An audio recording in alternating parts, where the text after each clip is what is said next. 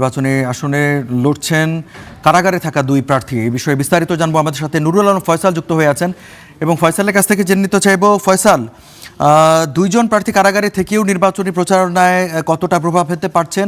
ভোটের পরিবেশ, সার্বিক পরিস্থিতি কেমন দেখছেন? রঞ্জু, ধন্যবাদ। আপনি যেমনটি বলছিলেন, গোপালগঞ্জ এক আসনে মূলত ৯ জন প্রার্থী কিন্তু প্রতিদ্বন্দ্বিতা করছেন, দলীয় এবং স্বতন্ত্র মিলিয়ে। এর মাঝে ২ জন স্বতন্ত্র প্রার্থী, ২ জন না, একজন স্বতন্ত্র প্রার্থী, যিনি সাবেক পৌর মেয়র আশরাফুল আলম, তিনি কারাগারে রয়েছেন। সেই সাথে সাবেক উপজেলা চেয়ারম্যান কাবির মিয়া, তিনি গণ অধিকার পরিষদের প্রাক প্রতীক নিয়ে নির্বাচন করছেন। তিনিও মূলত কারাগারে রয়েছেন।